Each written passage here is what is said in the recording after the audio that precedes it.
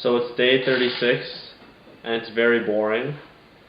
The reason I say this is just because I feel absolutely no big drastic changes, and I'm getting sick of eating pasta every single day. But I have to continue the experiment for science, I guess. Anyway, today I'll discuss the 5 common reasons why people go vegan based on an article from the website onegreenplanet.org. Now, this website is quite obviously biased as it is a vegan website, but that aids my cause even more as I am trying to examine the reasons why individuals decide to go vegan. This website has an agenda to push, and by publishing articles which are probably written by vegans, they are trying to convey a compelling argument to convince people to convert. Since they're doing the most they can to convince you, it probably gives them insight to the reasons why they support the switch. Health and nutrition. The article says, quote, "Many people who turn vegan are first drawn to it because they hear or read about the tremendous long-term health benefits of eliminating artery clogging and disease-accelerating animal products from their lives, yada yada yada. In fact, consuming a diet of plant-based whole foods is undoubtedly the healthier choice." End quote. You can pause the video to read the entire statement or just go online. Basically, what they're saying is that animal products cause preventable diseases, and vegan diets prevent those diseases while also enriching the person's health. That is completely true, as there is a scientifically proven correlation between high meat consumption and conditions such as obesity, high blood cholesterol, and cancer.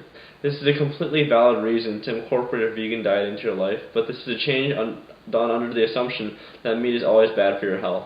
But this is simply not true. Most experiments used against meat consumption are much like the experiments cited before.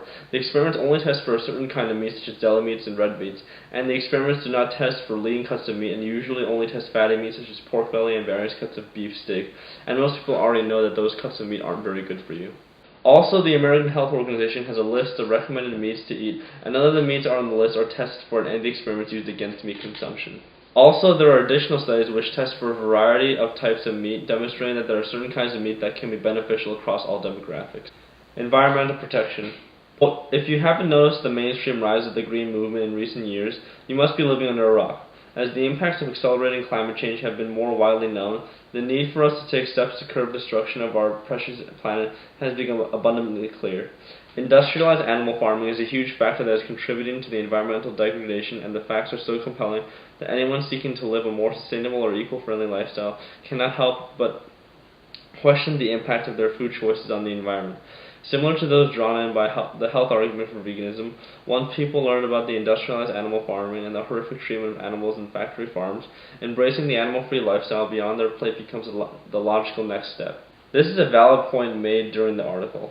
As established in the previous video, animal agriculture has a devastating impact on our planet. Most of our water is used for raising and processing of animals into consumable forms, and a large chunk of greenhouse gases and the animal industry is responsible for somewhere around 18 to 20% of greenhouse gas emissions. Morality.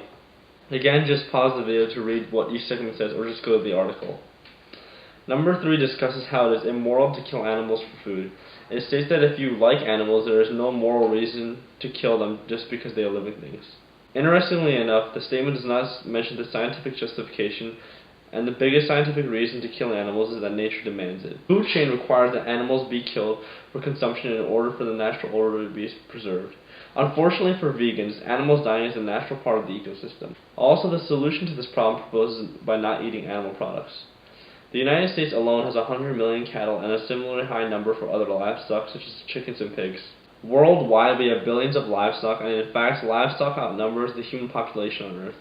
If we stop eating meat, what will we do with all the livestock? The article does not actually provide a real solution. It just tells you why killing animals is wrong, and that even that statement does not take into account other reasoning.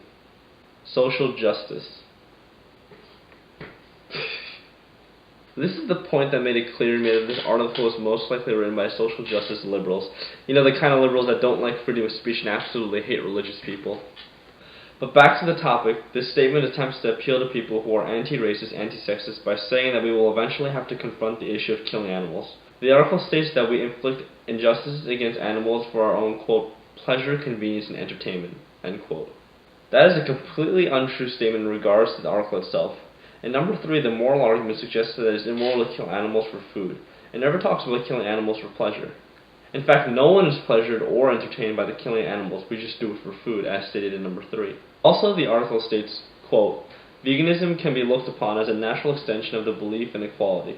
This doesn't mean that humans and animals are the same in every way and animals need to enjoy the same rights as human beings." End quote.